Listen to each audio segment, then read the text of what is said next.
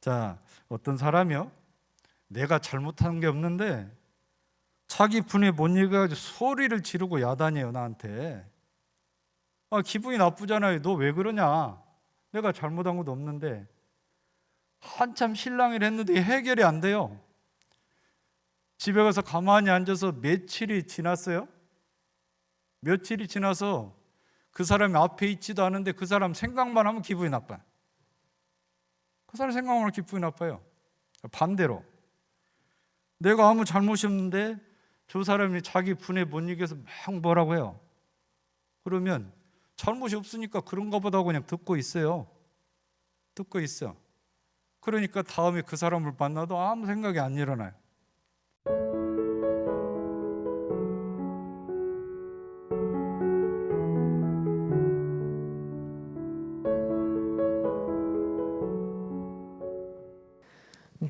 아이가 옷과 소지품을 정리하지 않아 저희 부부가 뒤치다거리 하느라 잔소리, 카톡하고 유튜브 본다며 자정 넘어 잠자니 매일 잔소리를 합니다.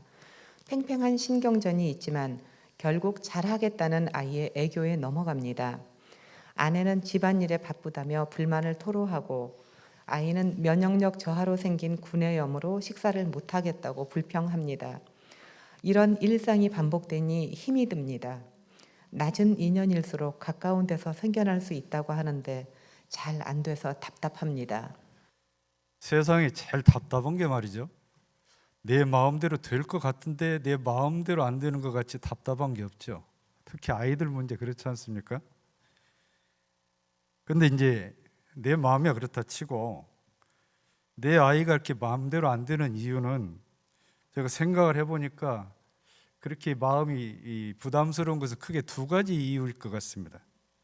하나는 저 아이가 아직 어려서 철이 없어서 그러는 것인가, 또 하나는 내가 지금 다른 아이와 비교를 하거나 내가 저만 할 때 나는 안 저랬는지 라떼, 나는 안 그런 쟤는 왜 저러나 하는 그런 비교하는 마음이 있어서 그렇게 힘들 것 같습니다.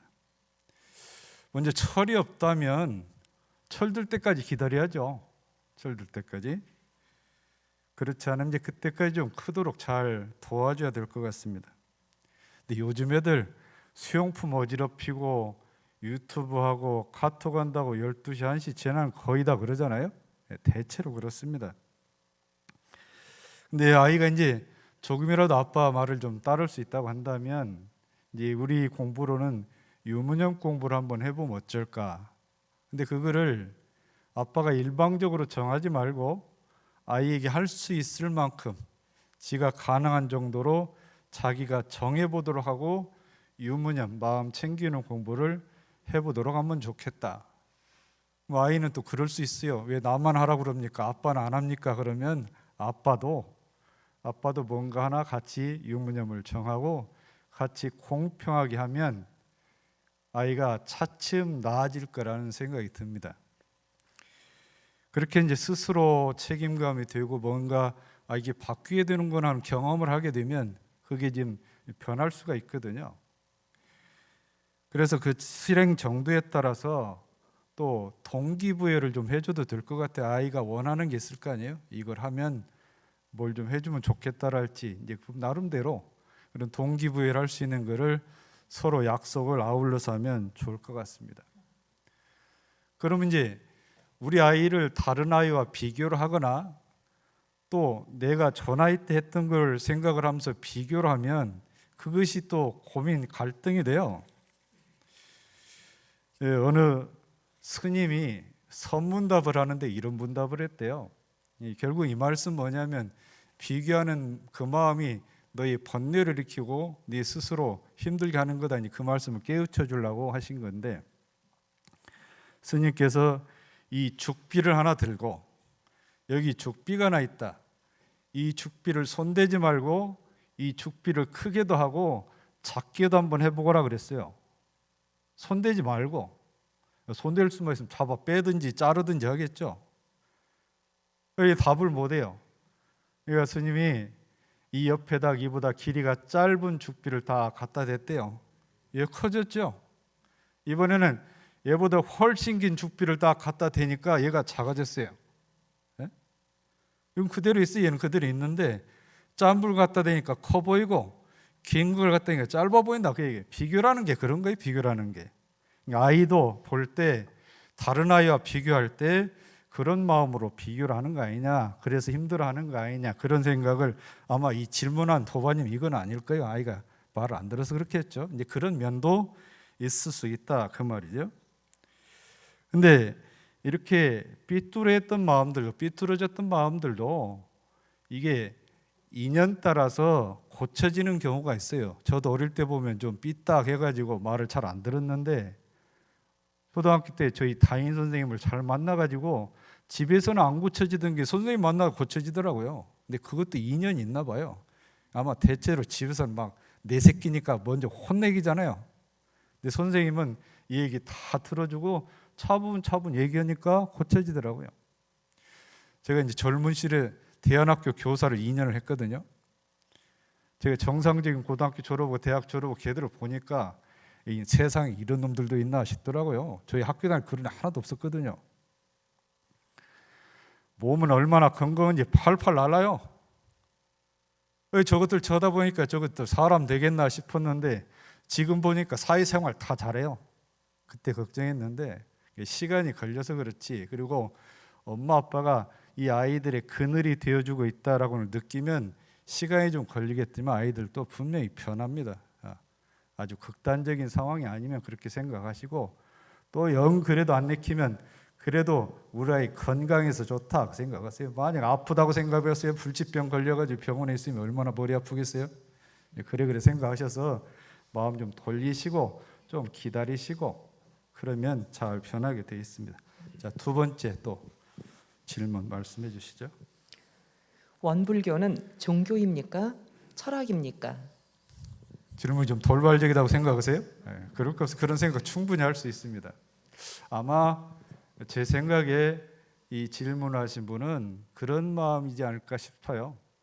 내가 원불교 가르침을 들어보니까 그 가르침은 내 삶에 참 좋다. 그거는 내가 누구보다도 부인하지 않고 그러는데 종교적 감흥은 잘 안 일어난다. 감흥은 잘 안 일어난다. 아마 이런 이 느낌이 있어서 그러지 않았을까 제 생각을 하는데요. 철학이나 종교나 둘 다 진리를 추구하는 거거든요. 진리를.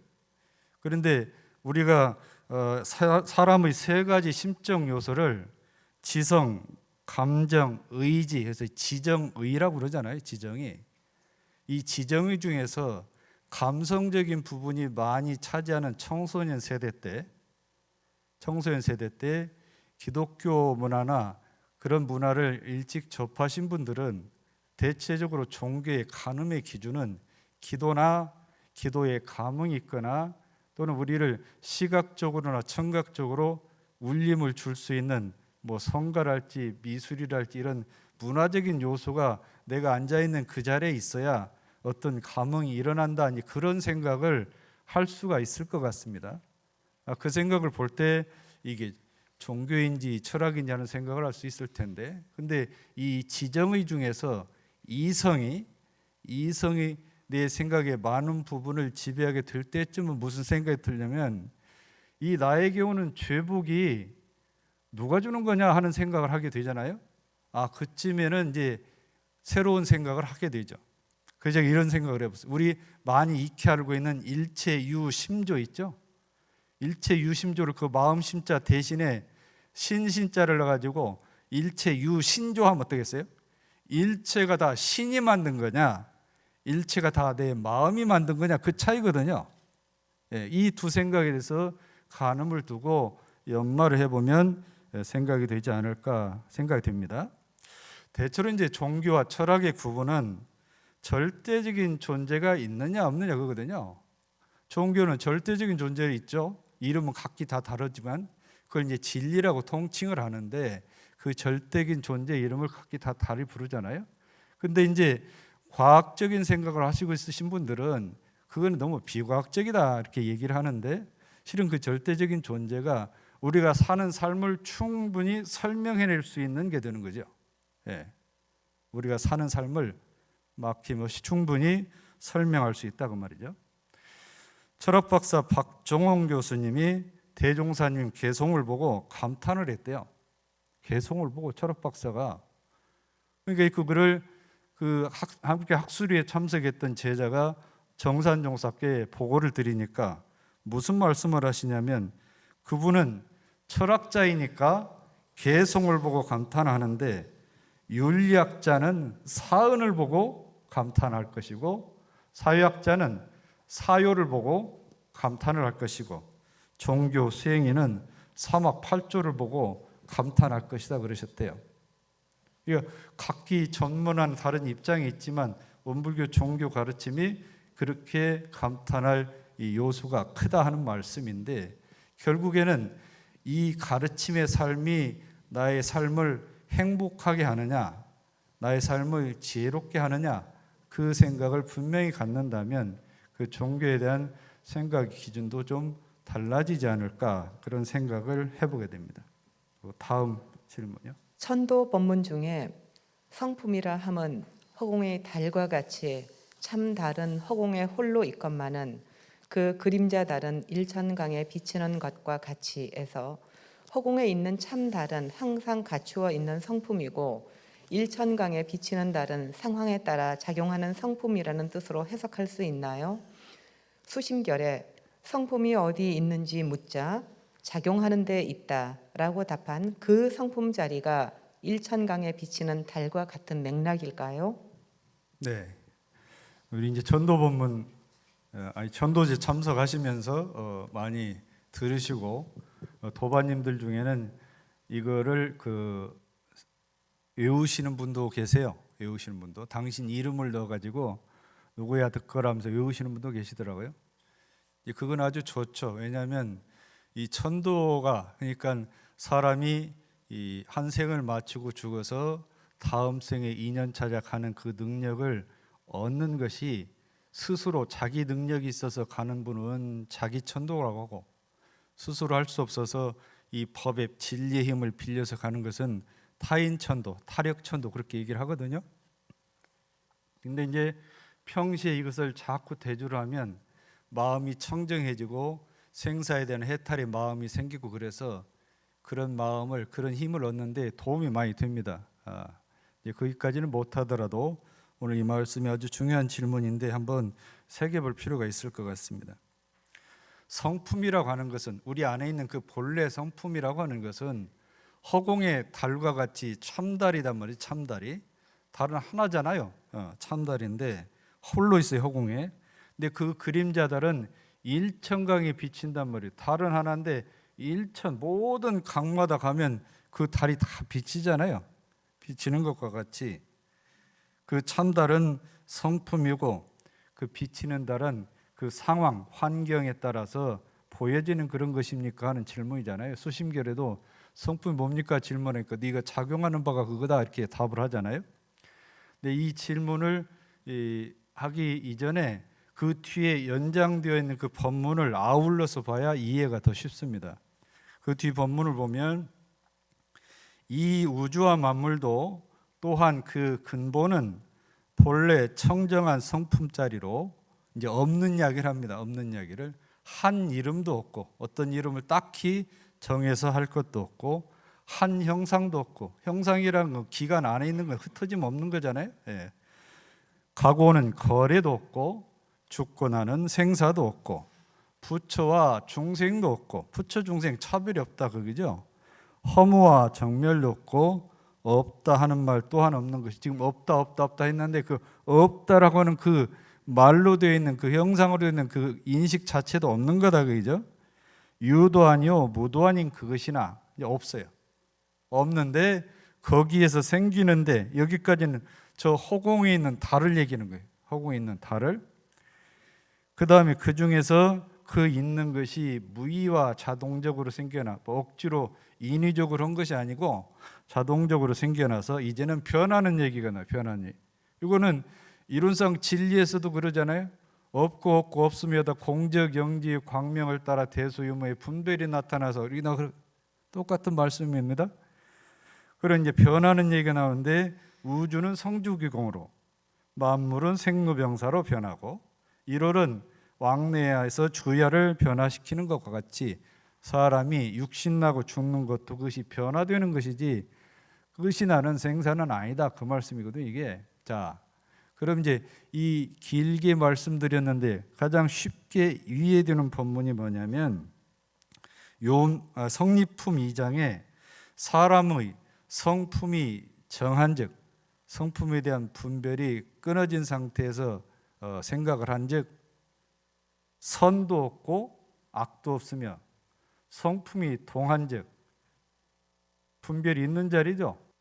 능이 선하고 능이 악하느니라. 무선무악, 능선, 능악, 그 말씀을 했잖아요. 예. 자, 이해를 안 가는데 쉽게 말씀드리면 우리가 넘어지면 딛고 일어나죠.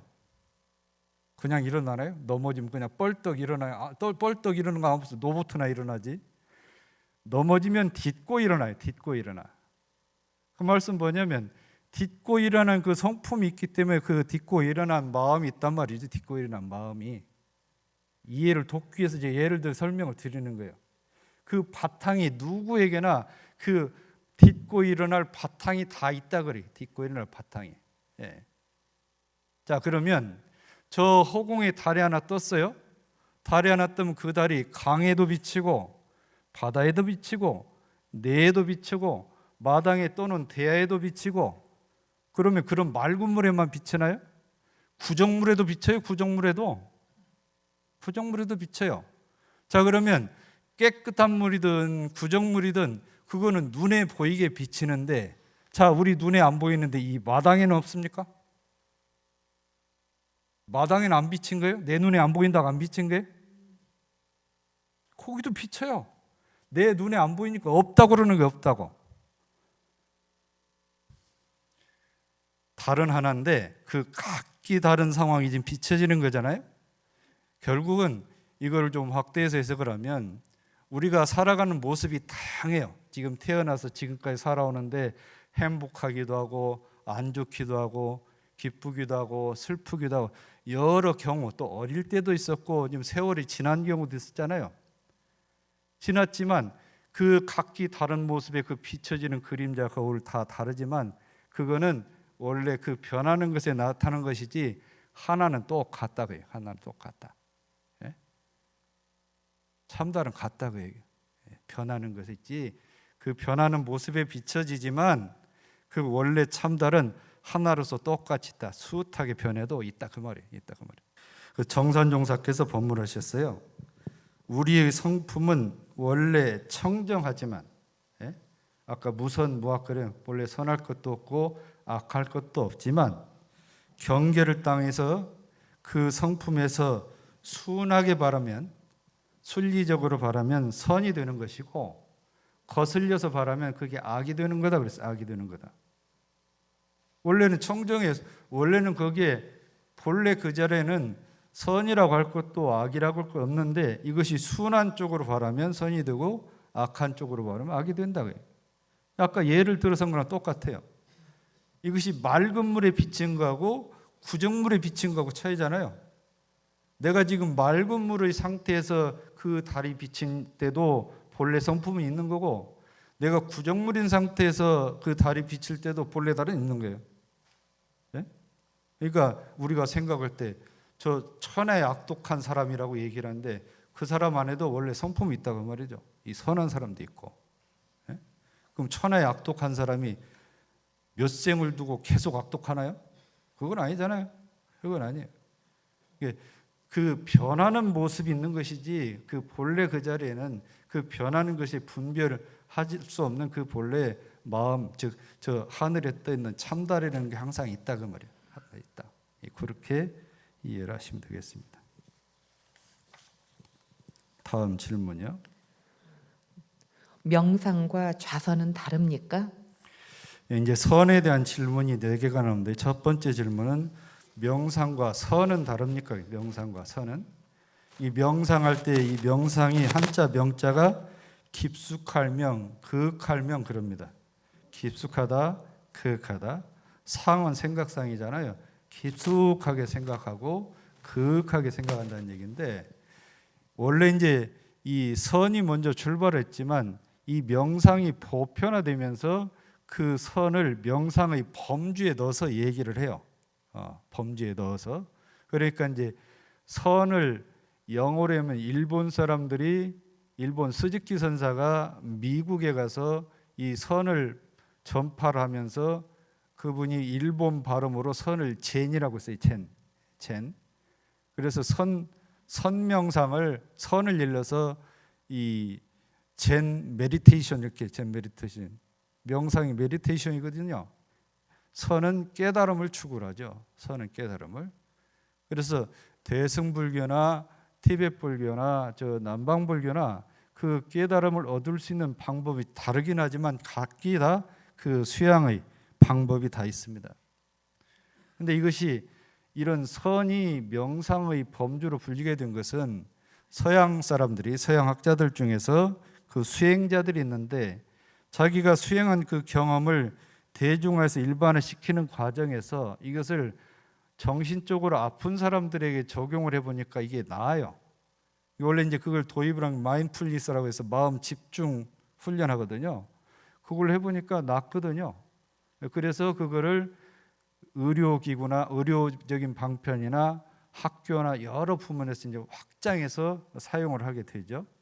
그렇게 해서 이제 이거를 명상이라는 부분을 2000년대 들어서 수많은 논문들이 집중적으로 명상이라 표현하면서 이제 그렇게 쓰여진 걸로 이해를 하면 될 것 같습니다. 그래서 크게 보면 그 범주에 있지만 선은 깨달음을 추구를 하고 명상은 그 마음 안정 그런 부분을 지향을 하는데 이제 거기에 이제 여러 도구를 이용을 해서 요즘 아주 다양하게 표현하죠. 뭐 소리 명상, 뭐 또 미술 명상, 뭐 문학 명상 아주 다양하게 또 쓰여지기도 해요. 그러니까 그런 차이가 있다. 이렇게 이해를 하시면 될 것 같습니다. 좌선도 교당에서 대중과 함께하면 혼자 할 때보다 그 기운을 더 받을 수 있나요? 이제 혼자서 스스로 장소, 시간의 구애 없이 스스로 할 수 있으면 그게 괜찮은데 아직 그런 자력이 쓰지 않을 경우는 같이 하면 도움이 많이 됩니다. 도움이 많이 되죠. 그래서 어느 정도 함께 하다가 자력이 생기면 어느 때 어느 시간을 구애받지 않고 스스로 할 수 있게 되죠. 그런데 대종사님 때도 삼산 김기천 종사는 선하는 걸 참 좋아했대요. 그래가지고 이제 이 밭 인부들 불러서 감자 캐고 그럴 때 일 실컷 시키다가 이제 잠깐 참 먹고 그런 시간이 있으면 같이 내 일하다가 그 시간에 잠깐 그 밭 두둑에 앉아서 또 선을 하고 그랬대요. 그럼 이제 그 후배가 형님 뭐 하십니까? 그러면 나 지금 찾는 게 있네. 그래, 찾는 게 있네. 대종사께서 지나가다 그 모습을 봤어요. 해질녘쯤 됐는데 이제 거의 이제 마무리할 때쯤 됐죠. 아직도 앉아 있으니까 대종사께서 지나가면서 기천 나중에 저 사람들 갈 때 골마리 한번 풀어봐 그랬대. 골마리가 어딘지 아세요? 나중에 골마리를 풀어보니 골마리에서 감자가 몇 개씩 나오더래요. 그 사람들이 이제 뭐 정상적인 감자 가져갔기서 하여튼 이 속에다 넣어가지고 챙겨갔다 그 말이죠. 이제 그런 경우가 있었대요. 그래서 이제 같이 하면 좀 도움이 됩니다. 선을 하는데 뱃속이 불편하거나 생리적 현상으로 집중이 안 될 때는 어떻게 해야 할까요? 이게 이제 선은 공복 상태에서 하는 게 좋아요. 공복 상태에서 배가 좀 가벼운 상태 하는 것이 선이 잘 됩니다. 그러니까 식사를 하고서도 적어도 한 90분 이상은 지난 뒤에 선을 하는 것이 좋습니다. 근데 이제 선을 하기 전에 이 상태가 어쩐지는 본인이 알잖아요. 그럼 그 생리적인 것은 미리 처리하고 하는 게 좋겠죠. 미리 처리하고 그리고 이제 하다가도 막 이 소리가 나고 그러면 억지로 참지 말고 그 상태에서 해봐야 되지도 않으니까 조용히 나가서 해결하시고 오셔서 다시 하고 그러세요. 억지로 참지 말고. 이 선을 시작하기 전에 내 몸을 위해서 불공을 해야 돼요. 그게 자기 불공이거든요. 그러니까 전날도 내일 아침에 선을 할 거면 과음을 하지 마시고 과음의 기준이 다 다를 텐데 이 정도면 된다 하고 너무 많이 마시지 마시고, 하여튼 술을 마시면 안 되고, 또 이 과식도 선을 좀 방해를 합니다. 그래서 선을 할 수 있도록 자기 나름대로 몸 상태를 만들고 하는 것이 좋습니다. 예. 선을 할 때 새소리나 바람 소리 같은 것에 집중하거나 명상 음악 같은 것을 들으면서 해도 괜찮을까요? 평상시에 좀 생각이 많거나 번뇌가 좀 많은 편이신 분들은 이게 좀 도움이 됩니다. 예, 도움이 돼요. 마음을 안정하는데, 예, 그걸 듣고 있으면 가라앉잖아요. 예, 가라앉는 데는 도움이 됩니다. 그런데 이제 좀 깊은 단계에 들어가려면 이게 방해가 돼요. 방해가 되는데 그걸 너무 즐겨하지 마시고, 아주 익숙하지 않거나 이쯤 되면 내가 이제 이 방편을 빌리지 않아도 내가 입정에 금방 들어갈 수 있겠다. 그 즈음에는 이제 안 쓰는 게 좋겠죠. 그런데 이제 그 라디오 방송이나 TV 같은 경우에 명상 시간인데 음악이 계속 나오잖아요. 그걸 왜 나오냐면, 만약에 그 시간에 소리가 안 나오면 방송사고로 간주를 해요.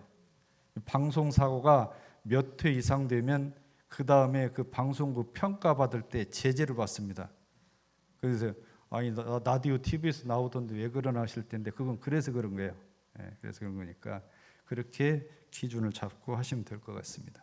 네, 휴유암 자선문에 외불 방입하고 내불 방출을 위지좌라. 바깥 경계가 안으로 들어오지도 않고 안 마음이 바깥 경계로 나가지도 않는 것을 이르되 좌라 하였습니다. 사례로 설명 부탁드립니다. 이제 휴유암 자선문까지는 잘 안 외우시잖아요. 우리 이론상 서문, 반야, 신경까지는 외우시는데 휴유암 자선문 안 외우시는데, 잘 못하신 분에서 간단히 설명을 드리면, 말 뜻을 설명을 드려야 되겠죠. 외불방입, 바깥의 자거든요. 바깥 경계가 내 안으로 들어오도록 방심하지 않는다. 그게 방심하지 않는다. 풀어서 얘기를 하면, 내불방출은 내가 안에서 내 그 경계의 내 마음이 밖으로 나가지 않게 한다, 그런 뜻이에요. 나가지 않게 한다. 그래서 이제 이 말을 세 가지로 이제 해석을 하는데, 외불방입은 세 가지로 뭐라고 말하냐면, 바깥 경계가 마음으로 들어오지 않는다. 또 밖에서 들어오려는데 틈새를 찾지 못한다 그러죠. 그다음에 어떤 밖의 유혹에도 동요되지 않는다. 이것이 바로 이제 외불 방입을 해석할 때 그렇게 해요. 내불 방출은 뭐냐? 마음이 바깥 경계에 끌려가지 않는다. 두 번째는 안에서 밖으로 새어나가지 않는다. 세 번째는 유혹이 마음을 흔들지 못한다. 이렇게 이제 해석을 합니다. 근데 이제 어떤 경계가 와도 내가 마음 빗장을 딱 걸고 그거를 안 들어오게 딱 막고 있으면 그런 어려움이 안 생길 것이고, 또 한 생각을 일어나지 않으면 경계를 따라서 마음이 요란하지 않게 되겠죠. 대종경 수행품 19장에 이순순과 마음을 안정시키는 방법에 대해서 대종사께서 문답을 하는 법문이 나옵니다. 사람에게는 항상 동과 정 두 때가 있다. 움직일 때, 즉 일이 있을 때와 일이 없을 때 두 때가 있는데, 그때 정정, 마음의 안정을 찾는 법도 외정정과 내정정이 있다 그랬어요. 그 외정정은 조금 전에 말씀드린 바깥에서 번뇌가 들어오는 걸 막는 그 외불 방입을 말하는 거고, 내정정은 안에서 밖으로 끌려가는 걸 막는 내불 방출을 말하는 거예요. 자, 외정정에 대해서 뭐라고 말씀하셨냐면, 동하는 경계를 당할 때, 내 심신을 움직이는 그런 일이 있을 때 말하는 거죠. 반드시 대의를 세우고, 중심을 세우라는 얘기예요. 대의를 세우고 취사를 먼저 해서 망령되고 번거한 번뇌가 생길 만한 것을 짓지 않는 것이, 그렇게 해서 정신을 요란하게 하는 마구니, 그런 번뇌의 근원을 없애라고 해요. 그것이 이제 외정정입니다. 내정정은 일이 없을 때 염불과 좌선도 하고 기타 무슨 방법으로든지 일어나는 번뇌를 잠재우는 것으로 온전한 근본 정신을 양성하라, 그렇게 말씀하신 거예요. 그러니까 내정정은 내불방출이고 외정정은 외불방입을 말하는 거예요. 성가 163장에 그 가사 생각나시는지 모르겠네요. 가는 맘 잡아매고 오는 맘 안 받으니 오고 가도 않는 마음 일념 집중 되었도다. 갈래야 갈 곳 없고 올래야 올 데 없어 본영청정 하옵건을 일념 주착 무슨 일꼬. 기억나시죠? 제가 부를 테니까 듣지 마시고 함께 따라하시기 바랍니다. 가는 맘 잡아매고 오는 맘 안 받으니 오고 가도 않는 마음 일념 집중 되었도다. 갈래야 갈 곳 없고 올래야 올 데 없어 본연청정 하옵건을 일념주착 무슨 일고 낭떠러지 손을 떼라 건너거든 배를 놔라 백척간두 그곳에서 용기 있게 한 걸음을 이래 됩니다. 예. 제가 그냥 기분 좋으라고 불렀습니다. 그냥. 예. 근데 이 법문이 바로 그 얘기예요. 예? 가는 마음 잡아매요. 가는 마음 나가는 마음 안에서 밖으로 내불방출이잖아요. 안에서 나가는 마음 잡아매고 오는 마음 안 받아요. 외불방입이란 말이에요. 외불방입. 그러면 그것이 오고 가는 것이 오도 가도 않잖아요. 오도 가도 않는 마음 그 핵심이 뭐냐면 일념 집중 한 생각을 집중을 하는 얘기예요. 들어오는 것도 막는데 집중을 하고 안에서 나가는 것도 막는데 집중을 하라는 얘기죠. 그러면 갈래야 갈 곳이 없잖아요. 집중을 딱 하면 갈래야 갈 데가 있어요? 집중 올래야 올 곳이 없잖아요. 예. 그래서 본연이 원래 청정한 건데 그럼 어디 한 생각에 집착할 데가 어디가 있겠냐 그 말씀. 집착할 데가 그 말씀이에요. 자 이제 실례를 들어서 얘기를 해주라고 해서 이제 실례를 얘기하죠. 자 바깥 경계가 안으로 들어오지 않게 한다는 이거. 우리가 이제 춥다 그럼 뭐라고요? 춥다 문 닫아라 그래요. 춥다 문 닫아라. 먼지 들어온다 문 닫아라 그러잖아요. 먼지 들어온다 문 닫아라. 그러면 지금 나의 상태보다 안 좋게 되어지는 환경을 막기 위해서 문을 닫는 거잖아요. 춥다 문 닫아라. 먼지 들어온다 문 닫아라 그러잖아요. 자 그러면 문 닫아야 할 경계가 바깥에 있는데 항상 문 닫고 살 수는 없잖아요. 항상 문 닫고 살 수는 없어. 우리 사는 게. 그럼 어떻게 봐가면서 닫아야 되나. 봐가면서 들어오지 않게 할 경계라는 것은 뭐냐면 그게 들어오면 내 마음을 어둡게 하고 번뇌를 일으킬 거리들이에요. 번뇌를 거리. 그런 것은 막아야 된다는 얘기죠. 옛날에 서암 화상이 스스로 자문자답을 했대요. 자문자답을. 주인공아, 예. 정신 차려라, 예. 남에게 속지 마라, 예. 그랬대. 혼자 한번 해볼까요? 주인공아, 예. 정신 차려라, 예. 남에게 속지 마라, 예. 그렇게 자문자답 해보시라고요. 안 나갈 거 아니에요, 그러면. 근데 이제 안에 있는 마음이 밖으로 못 나가게 어쩔 거냐. 어떤 애주가가요, 집에 벽에다 글씨를 써붙였대요. 술은 원수다. 그런데 원수는 사랑하라고 했다. 네? 그래서 술을 마신대요. 네? 그분은 뭐라고요? 이 나쁜 거니까 먹어서 없애야 된다고 하죠. 먹어서 한 방울도 안 남기고 먹어서 없애야 된다. 근데 그렇게 먹어 없애듯이 욕심이라는 게 생기면 꿀꺽 삼키면 되잖아요. 근데 안 삼켜지잖아요. 안 삼켜져. 예. 자, 그래서 그 일어난 욕심을 꿀꺽 삼키라. 꿀꺽 삼키라. 예.